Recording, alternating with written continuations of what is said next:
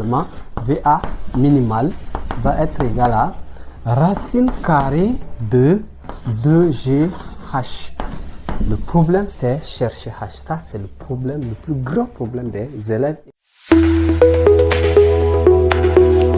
La science et la technologie au service de l'humanité. Bonjour chers élèves, aujourd'hui j'ai choisi un exercice qui te permettra de comprendre normalement la physique. Et dans cet exercice, nous allons utiliser la mathématique de la 5e, notamment la géométrie sur les angles. Et donc, regarde cet exercice jusqu'à la fin. Nous faisons d'abord la lecture.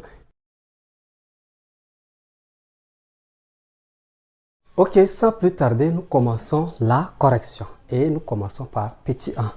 En petit 1, on nous dit que le solide est lancé de A vers B. La première question, c'est de déterminant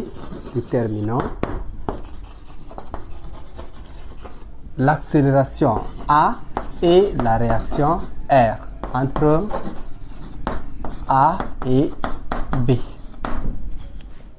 Maintenant, pour déterminer ou bien pour répondre à une question en dynamique, en terminale surtout, il faut d'abord commencer par préciser le système d'études, préciser le référentiel d'études et également faire le bilan des forces. Alors, nous commençons par le système d'études. Ici, le système, c'est le solide qu'on étudie. Système solide. Le référentiel, c'est le référentiel terrestre supposé galiléen. Bilan de force.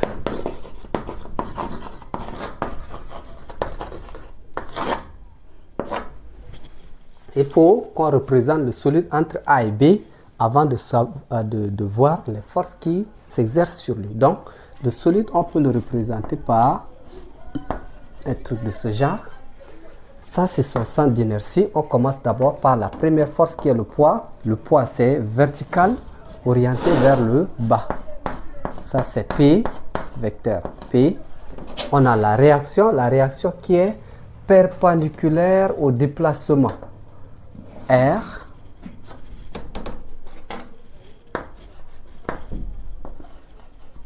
Voici les deux forces. Donc, bilan de force, on a la réaction R et le poids P. Maintenant, pour déterminer l'accélération ou bien la réaction, nous allons utiliser la deuxième loi de Newton appelée TCI ou encore théorème de centre d'inertie, ou encore nous allons utiliser la relation fondamentale de la dynamique RFT. Donc, d'après la RFD, on a la somme des forces extérieures appliquées au solide est égale à MA vecteur A. Maintenant, les forces dont il est question ici, c'est la réaction R et le poids P égal à MA A.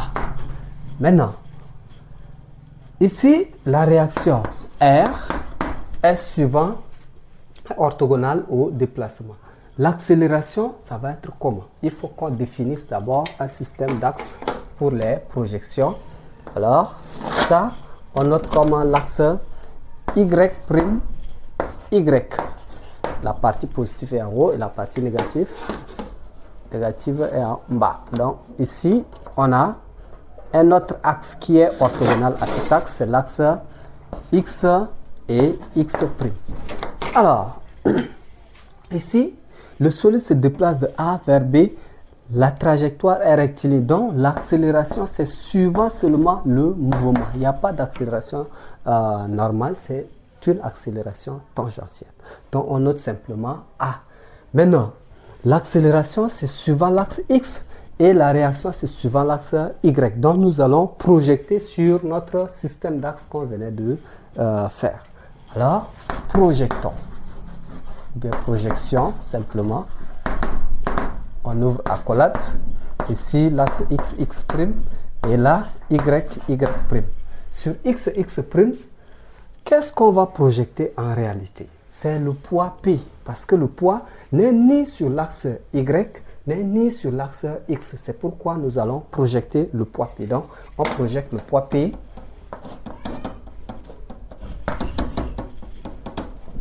Alors, la projection que nous avons faite ici, c'est pour trouver Px. Px, en réalité, ça commence du centre d'inertie en ce point. On note ici Px. Maintenant, Py, on peut aussi projeter le poids P sur l'axe Y. On met la règle de façon à ce qu'elle soit parallèle à l'axe X et orthogonale à l'axe Y pour faire la projection orthogonale à l'axe Y. Donc ici, on a Py. Py aussi, ça commence du centre d'inertie jusqu'à ce point. Maintenant, le problème, ce sont les angles. Et c'est le but même de cet exercice. Ici, vous voyez la droite qui est là. Cette droite-ci, c'est une droite qui est orthogonale à AB. La droite qui est ici, c'est une droite qui est aussi orthogonale à celle-ci. C'est-à-dire, la droite qui est là, elle est perpendiculaire à celle-ci. La droite qui est ici, elle est perpendiculaire à celle-là.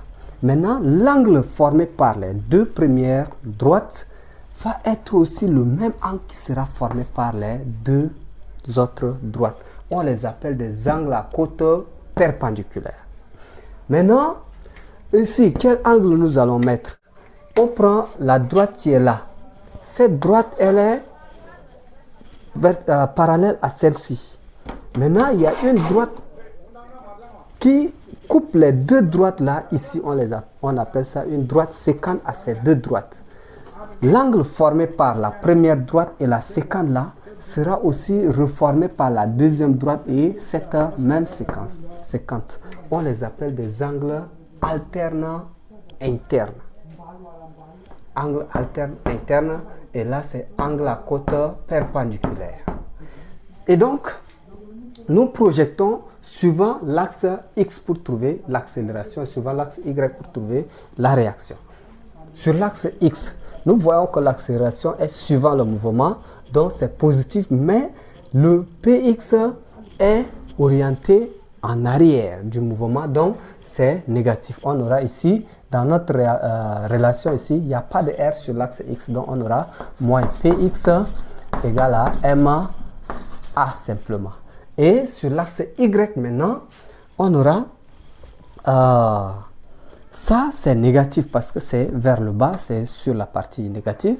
Donc ici on aura moins Py et R c'est sur la partie positive, plus R égale à M AY. AY c'est égal à 0, donc en réalité c'est égal simplement à 0. Voici, on a les deux relations.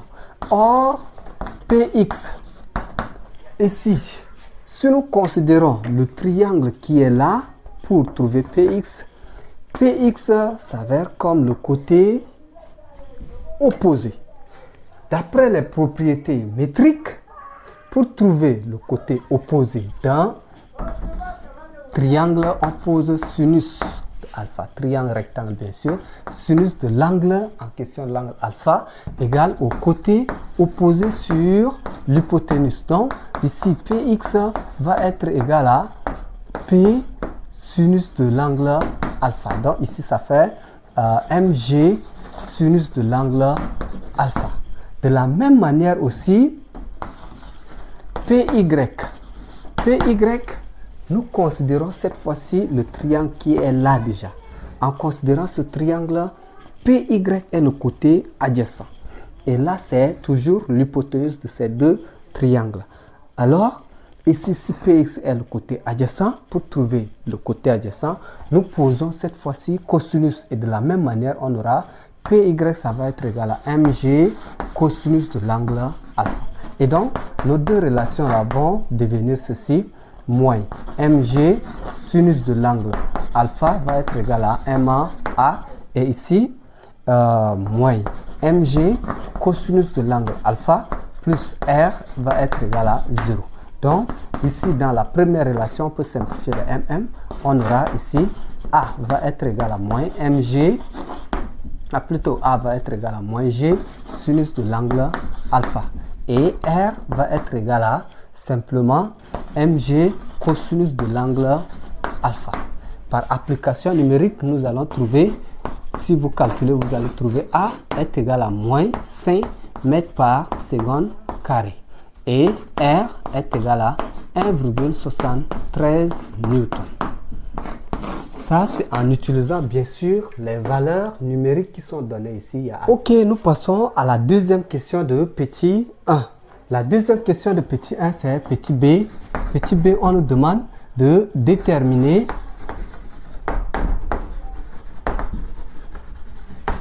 VA minimal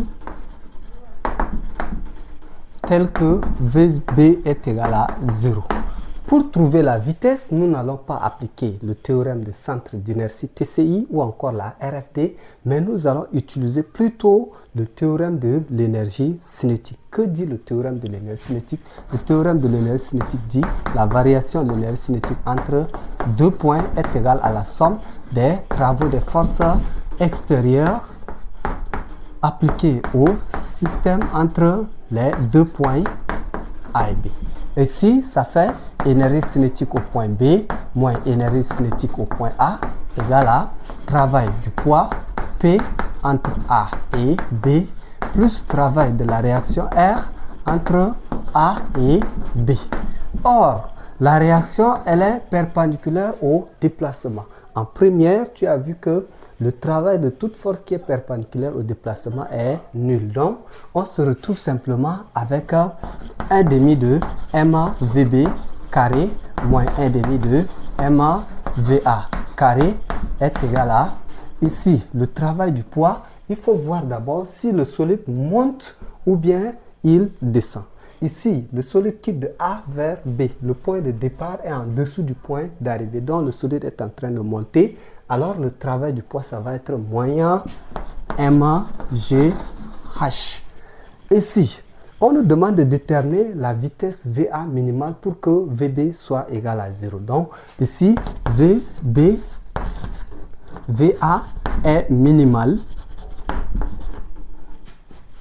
tel que VB est égal à 0. Donc, ici, on aura quoi? On aura moins 1 demi de MA, cette fois-ci c'est VA minimal, va être égal ici à quoi? Égal à moyen MGH. On simplifie les MM, on arrange, ici il y a le carré ici, on arrange, on aura quoi? On aura, bon, le moins aussi on simplifie, on aura simplement VA minimal va être égal à racine carrée de 2GH. Le problème, c'est chercher H. Ça, c'est le problème, le plus grand problème des élèves également. Alors, nous allons chercher H. Cherchons H. Ici, dans cet exercice, pour trouver H de A à B, on peut projeter orthogonalement le point B sur l'horizontale passant par A. Donc, ici, on note B'. BB', c'est ça qui est H. Donc, H est égal à BB'. Or, BB', on ne nous a pas donné AB. Si on connaissait AB, BB', on va utiliser seulement le triangle A, B et B' pour trouver. Mais quand même, on nous a donné OC qui est le rayon et on nous a donné OH qui est la hauteur, la petite hauteur H. Donc, ici, BB', c'est aussi égal à O, plutôt CH. BB' est égal à CH. Or, CH, c'est égal à OC, qui est R, plus OH, qui est le petit H. Un petit H comme ça. Bon, ici, on met H' pour ne pas confondre avec le H qu'on nous a donné. Et donc, ici, VA minimal, ça va être égal à quoi? Ça va être égal à racine carrée de 2G en facteur de petit r plus petit h. Voici l'expression de VA. Si nous calculons VA minimal, on aura VA minimal va être égal. Ok, nous passons à la deuxième partie. Petit 2. Petit 2, on nous dit que le solide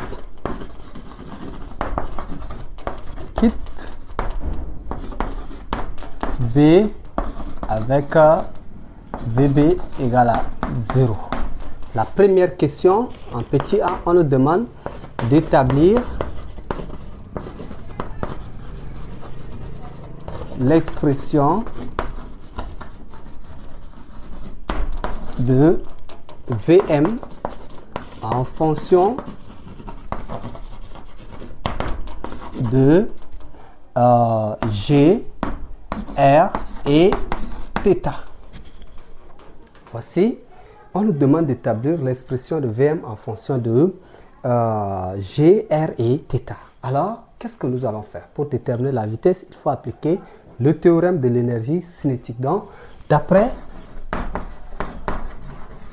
le théorème de l'énergie cinétique, TEC, on a variation de l'énergie cinétique entre B et M est égale à la somme des travaux des forces extérieures appliquées au solide entre B et M également. Ici, on aura V ECM moins EC. B est égal à travail du poids de B à M plus travail de la réaction de B à M. Or, le travail de la réaction est nul parce que la réaction ici aussi, c'est perpendiculaire au déplacement. Mais avant tout, il faut qu'on représente le solide au point M et nous représentons aussi les forces qui s'appliquent sur lui. Ça, c'est P et R, c'est seulement suivant le rayon. D'accord? Donc, ici, on a ça.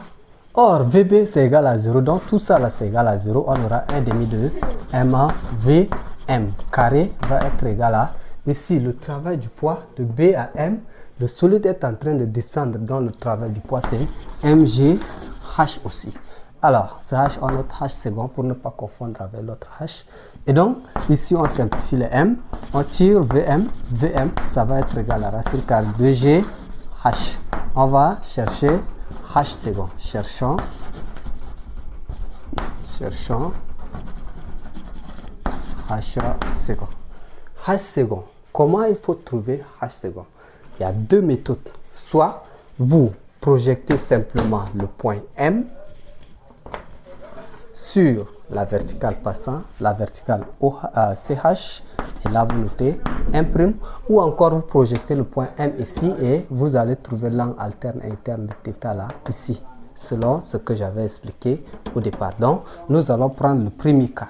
Ici, comme il a quitté de B à M, alors la hauteur H, ce n'est rien d'autre que Cm'. Pourquoi? Parce que la hauteur, c'est la distance verticale entre les deux points. Alors, le point C est le représentant du point B sur la verticale. Le point M' est le représentant du point M aussi sur cette verticale. Donc, H, c'est ça. Alors, comme H second, c'est ça, nous avons un triangle. Propriété métrique, je reviens sur ça. Nous avons un triangle CM', qui est rectangle en ce point. Donc, ici, Cm' qui est H là, H égale à C MA'. Cm' qui est H là, c'est le côté adjacent à notre angle θ ici. Donc, on pose cosinus de l'angle θ, ça va être égal à H second sur l'hypoténuse. L'hypoténuse, c'est OM. Or, OM là, c'est égal à R. Donc, H second est égal à R cosinus de l'angle θ. Alors, VM va être égal à racine carrée de 2G R cosinus de l'angle θ. Voici, nous avons trouvé déjà l'expression de VM. Passons à la deuxième question de petit 2. Petit 2, on nous dit en petit b de d'établir, donc établissons l'expression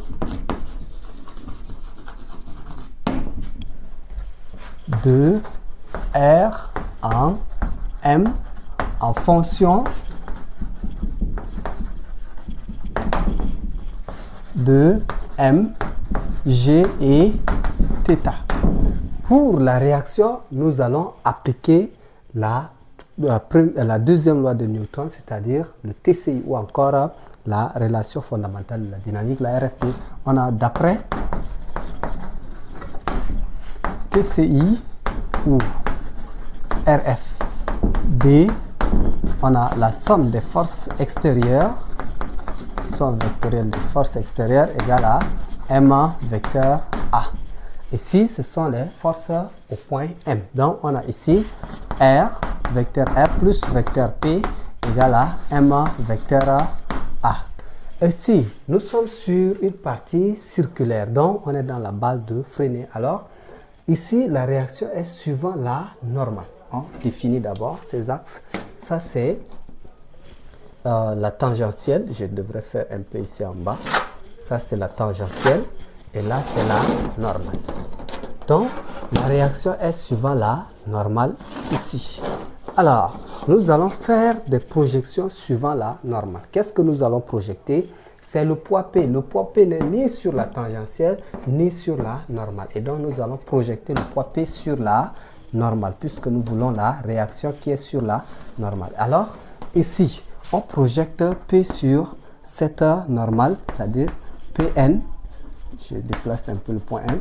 Pn ici. Donc, Pn, ça commence d'ici jusqu'ici. Voici. Donc, ici, suivant la normale,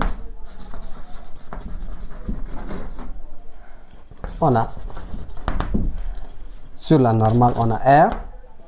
Maintenant, il y a R, c'est vers le centre, et P, c'est hors du centre. Donc, c'est moyen Pn égale à M1 AN. Sur la normale, c'est l'accélération normale AN. C'est bon? Alors, ici, nous allons chercher Pn. Pn, pour trouver Pn, ça, un autre problème encore se pose. Nous revenons toujours sur la propriété des angles. Et là, on a ici, on a une droite séquente là. Mais séquente auquel droite? On a une droite qui est là, la droite qui est là. Elle est une droite qui est parallèle à celle-ci. Il y a une droite séquente à ces deux droites-là. Donc, l'angle θ qui est là va avoir son angle correspondant. Ici, on les appelle des angles correspondants. Angles correspondants formés par deux droites parallèles et une séquente sont des angles égaux. Donc, on a θ ici. Maintenant, si on a θ ici, là c'est le côté adjacent à l'angle θ si nous considérons ce triangle dont l'hypoténuse est P. Donc, Pn est le côté adjacent. Si Pn est le côté adjacent, d'après les propriétés métriques, Pn est le côté adjacent, nous allons poser cosinus. Alors, on écrit d'abord, cherchons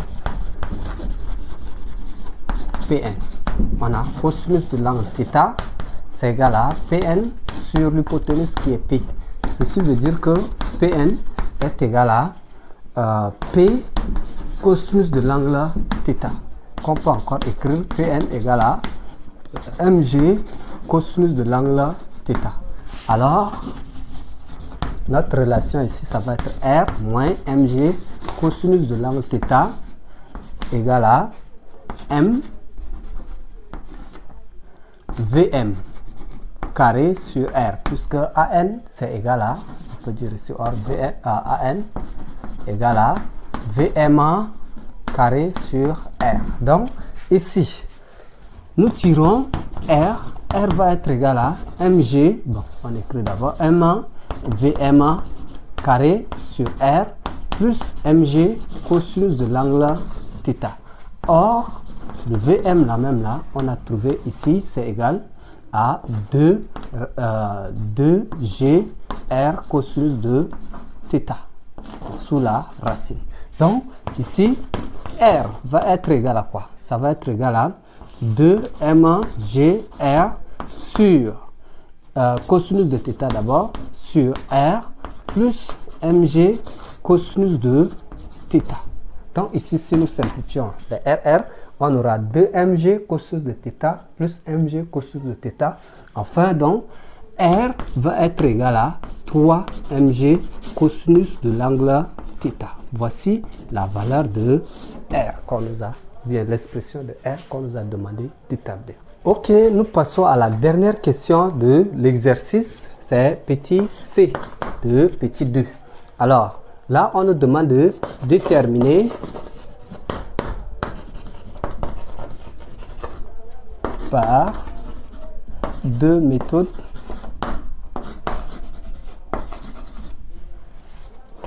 VO. Ok. Ici, on nous dit de déterminer par deux méthodes V0, c'est-à-dire V au point O ici. Qu'est-ce qu'on va faire? La première méthode, c'est quoi? Première méthode.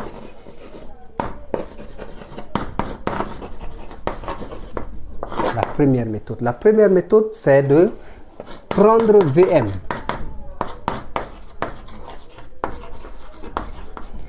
Et regardez ce qui varie dans l'expression de VM ici. Ici, ce qui varie lorsque le mobile a quitté du point B jusqu'à pour en allant au point O ici, ce qui varie c'est θ.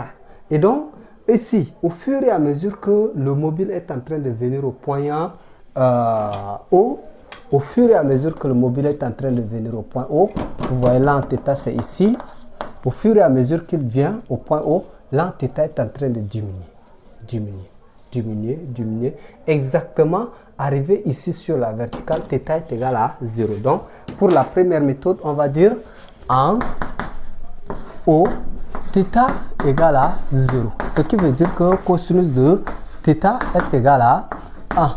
Et donc, VO va être égal à racine carrée 2G R. Simplement parce que si nous remplaçons cosinus de θ par 1 ici, on aura 2GR racine carrée 2GR.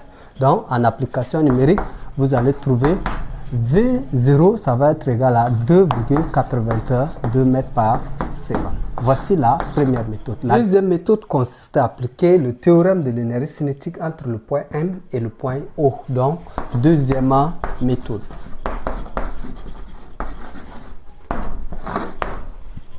Voilà, d'après le théorème de l'énergie cinétique entre M et O, on a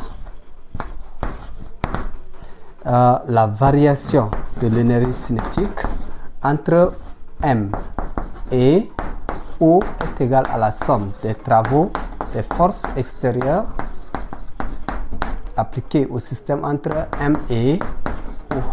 Donc ici, on aura énergie cinétique au point O moins énergie cinétique au point M égale à travail de P de M à O plus travail de R de M à O. Travail de R ici c'est égal à 0. On remplace ici, on aura 1 demi de M V0 carré moins 1 demi de M VM carré égale à ici travail du poids de M à O. De M à O, le corps est en train de descendre dans le travail du poids, c'est MG H. Nous allons mettre 1 demi de M en facteur. 1 demi de M en facteur de V0 carré moins VM carré égale à MGH. On simplifie les MM. Donc ici, on aura V0 carré moins VM carré est égal à 2GH. Ici, on a seulement multiplié chaque membre par 2 pour faire partir le 1 demi après avoir simplifié les M.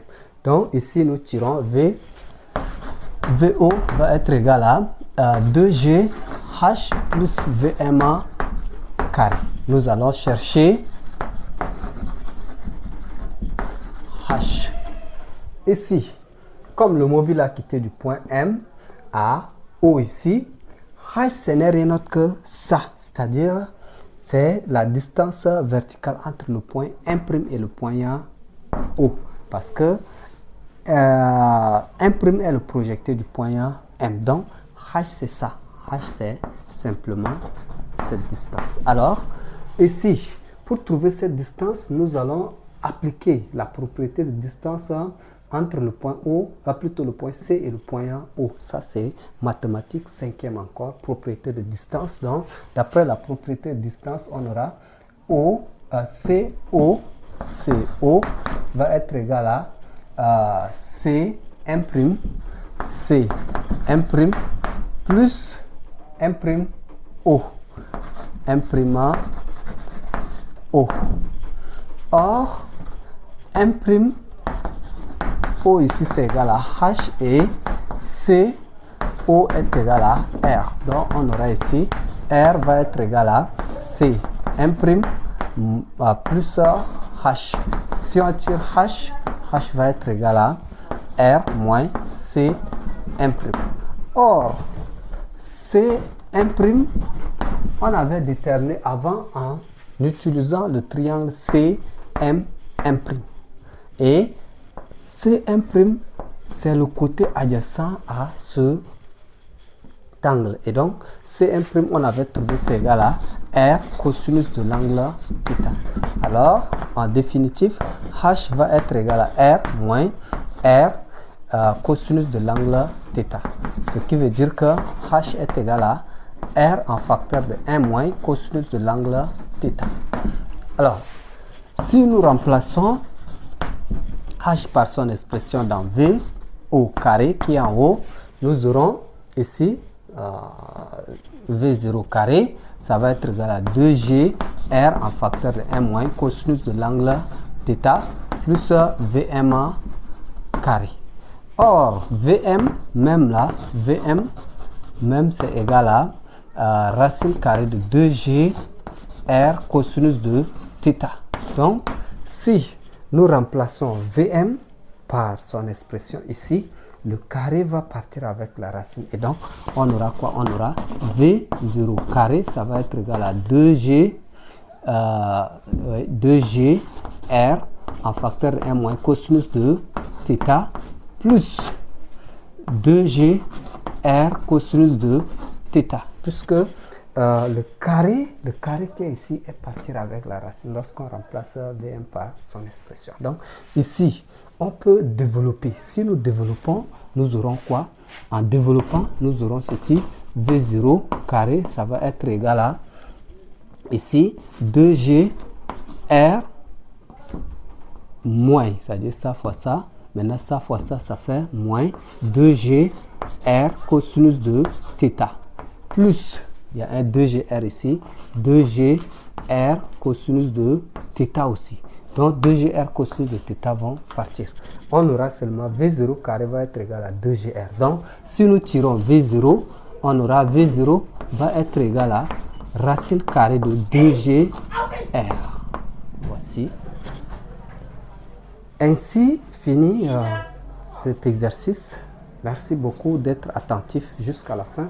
Il y aura encore beaucoup d'exercices qui vont te permettre de comprendre normalement la physique. Alors, n'oublie pas de t'abonner. Merci.